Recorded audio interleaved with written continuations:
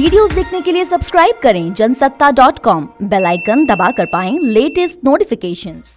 नमस्कार, स्वागत है आपका जनसत्ता में और मैं हूं कुमार संभव जैन। मैं आपके सामने रोजाना की तरह हाजिर हूं दिन भर के कोरोना अपडेट्स के साथ। सुप्रीम कोर्ट ने कोविड-19 महामारी के दौरान पलायन कर रहे श्रमिकों की दयनीय हालत पर गुरुवार को केंद्र सरकार से तीखे सवाल पूछे। इसमें मजदूरों के अपने पैतृक घर पहुंचने में लगने वाला समय, उनकी यात्रा खर्च के भुगतान, उनके खाने पीने और ठहरने से जुड़े सवाल भी शामिल थे। इस दौरान कोर्ट ने कहा कि अपने घरों को लौट रहे प्रवासी मजदूरों से ट्रेन और बसों का किराया नहीं लिया जाए। मजदूरों के जाने का खर्च राज्य को वहन करना चाहिए। कोरोना वायरस संक्रमण के बढ़ते हुए खतरे को देखते हुए कर्नाटक ने बड़ा कदम उठाया है। कर्नाटक सरकार ने महाराष्ट्र, गुजरात, तमिलनाडु, मध्य प्रदेश और राजस्थान से आने वाली हवाई उड़ानों, ट्रेनों और वाहनों को राज्य में एंट्री करने पर रोक लगा दी है। आपको बता दें कि बीते 2 से 3 दशकों में भारत ने करोड़ों लोगों को गरीबी के संकट से बाहर निकाला, लेकिन कोरोना के कारण 1 करोड़ 20 लाख लोग एक बार फिर से इस दलदल में फंस सकते हैं। वर्ल्ड बैंक के अनुमान के मुताबिक भारत में कोरोना संक्रमण से निपटने के लिए लागू लॉकडाउन के चलते 1 करोड़ 20 लाख लोग फिर से गरीबी रेखा से नीचे जा सकते हैं, जबकि पूरी दुनिया में 5 करोड़ 90 लाख लोग भयानक गरीबी में घिर सकते हैं। उधर कोरोना संकट और लॉकडाउन के चलते तेलंगाना सरकार ने कर्मचारियों के वेतन में 50% की कटौती का फैसला किया है। सरकार कर्मचारियों को मिलने वाली मई महीने की सैलरी में ये कटौती करेगी। इसके अलावा सरकार ने पेंशनर्स को मिलने वाली पेंशन पर भी कैंची चलाई है। कोरोना वायरस महामारी के बीच लागू लॉकडाउन ने प्रवासी मजदूरों के साथ साथ प्राइवेट सेक्टर्स में काम कर रहे लोगों की भी कमर तोड़ दी है।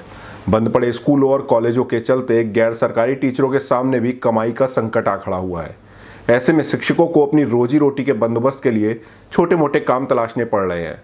कुछ ऐसे ही संकट का सामना कर रहे हैं जयपुर के निजी स्कूल में पढ़ाने वाले राम अवतार सिंह। कभी शिक्षा की अलग जगाने वाले राम अवतार अब कोरोना के चलते फावड़ा कुदाल चलाने को मजबूर हो चुके हैं। उधर कांग्रेस अध्यक्ष सोनिया गांधी ने सरकार पर गरीबों के दर्द का एहसास नहीं होने का आरोप लगाया। उन्होंने कहा कि पहले दिन से ही कांग्रेस के सब साथियों, अर्थशास्त्रियों, समाजशास्त्रियों और समाज के अग्रणी हर व्यक्ति ने सरकार से बार बार कहा कि ये वक्त आगे बढ़कर घाव पर मरहम लगाने का है। मजदूर हो या किसान, उद्योग हो या छोटा दुकानदार, सरकार द्वारा सबकी मदद करने का है। न जाने क्यों सरकार ये समझने और लागू करने से लगातार इनकार कर रही है।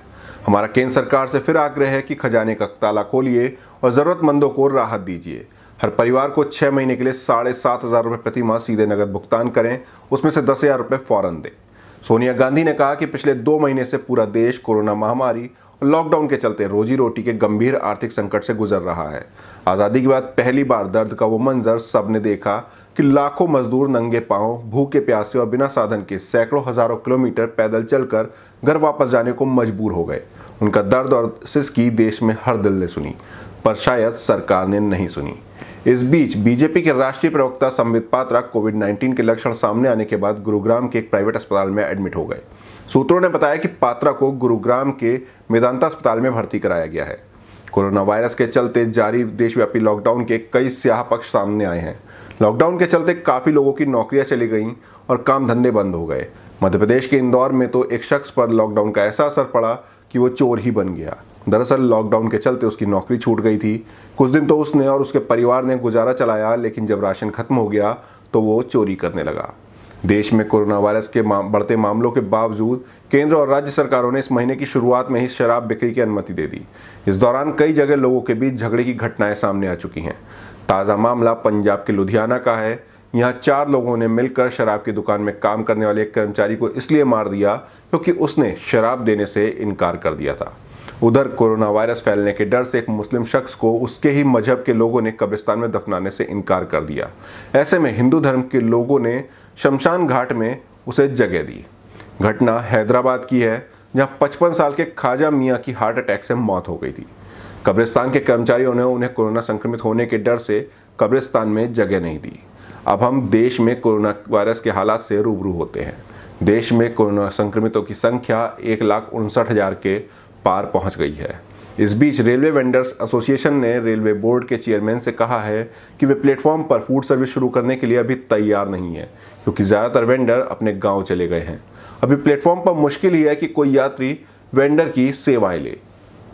आपको बता दें कि पिछले 24 घंटे के दौरान राजस्थान में 131, आंध्र प्रदेश में 128, कर्नाटक में 75, बिहार में 54, ओडिशा में 67, असम में 15, चंडीगढ़ और नागालैंड में 9 जबकि हिमाचल प्रदेश में 3 नए मरीज मिले हैं।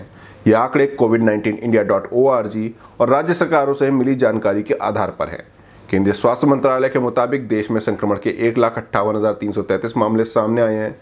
इनमें 86,110 का इलाज चल रहा है, 67,692 लोग ठीक हो चुके हैं और 4,531 की मौत हो चुकी है। इस बीच नीति आयोग और ICMR ने कहा है कि हम वैक्सीन और दवाओं के जरिए कोरोना से जंग जीतेंगे। देश की साइंस और फार्मा इंडस्ट्री मजबूत है। वैक्सीन के लिए शोध जारी है। देश में 30 ग्रुप ऐसे हैं जो वैक्सीन बनाने के लिए आगे आए हैं।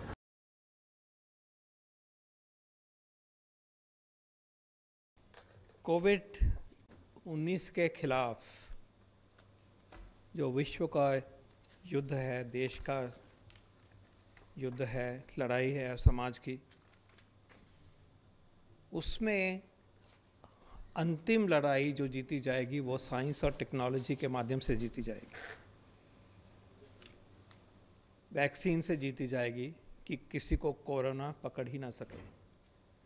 दवाइयों से जीती जाएगी कि पकड़ भी ले तो भाग जाएगा।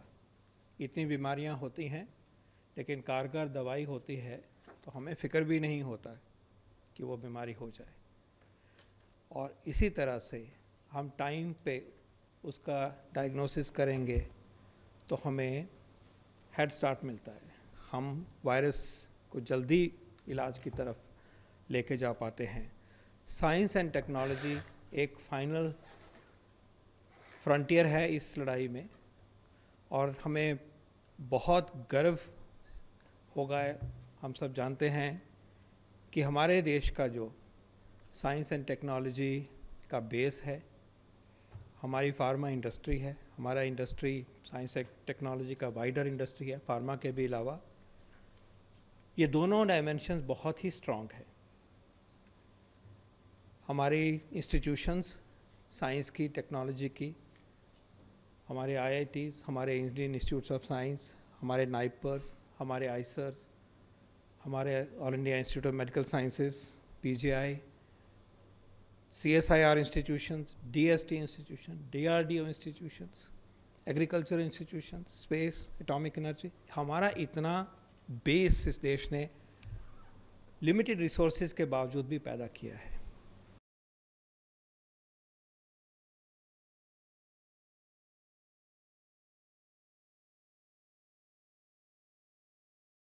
Our startups have got into vaccine development in a big way, and many of our academics have got into vaccine development in a big way. So there are about a total of 30 groups in India, big industry to individual academics, who are trying to develop vaccines, of which about 20-ish are keeping a good pace. Yet this is a very competitive area. One final point about vaccines before I give you some examples is because this is such a risky process and we don't know who will win, different companies in the world, Indian companies, other companies, will stockpile vaccines even before they are ready, in the hope that what they are stockpiling will be effective. But ये मालूम नहीं है कि वो effective होगी कि नहीं। अगर मान लो effective नहीं है तो पूरा stockpile waste हो जाती है। इसीलिए global consortiums आते हैं जिससे आप स्टॉकपाइल करना चाहते हैं, लेकिन आपको अगर आपका वैक्सीन वेस्ट हो जाती है तो किसी और का वैक्सीन हमारे यहाँ आ जाएगी। In other words, there has to be equity of access and risk mitigation also done. This is again global consortium in which India as a part also discussed.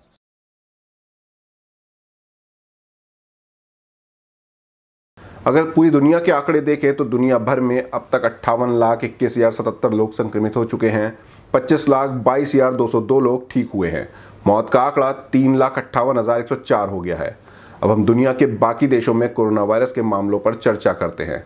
अगर अमेरिका की बात करें तो यहाँ 17,45,803 लोग इन्फेक्टेड हैं, वहीं 1,02,107 लोग अपनी जान गंवा चुके हैं। ब्राज़ील में 4,14,661 लोग इन्फेक्टेड हैं, वहीं 25,697 की मौत हो चुकी है।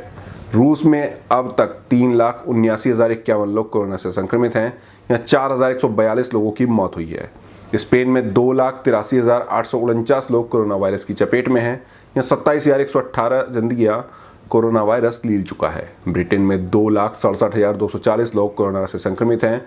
यहाँ 37,460 लोगों की मौत हो गई है। इटली में 2,31,139 लोग इन्फेक्टेड हैं, जबकि 33,072 लोगों की मौत हो चुकी है। फ्रांस में 1,82,913 लोग खौफनाक कोरोना वायरस से जूझ रहे हैं। वहीं 28,596 लोग अपनी जान गंवा चुके हैं। जर्मनी की बात करें तो यहाँ पर 1,81,895 लोग इन्फेक्टेड हैं। यहाँ 8,533 लोगों की मौत हुई है। तुर्की में संक्रमितों का आंकड़ा 1,59,797 तक पहुंच चुका है। यहाँ 4,534 लोग अपनी जान गंवा चुके हैं। ये थे अब तक के कोरोना अपडेट्स। कोरोना के बारे में और भी जानकारी पाने के लिए बने रहिए जनसत्ता के साथ।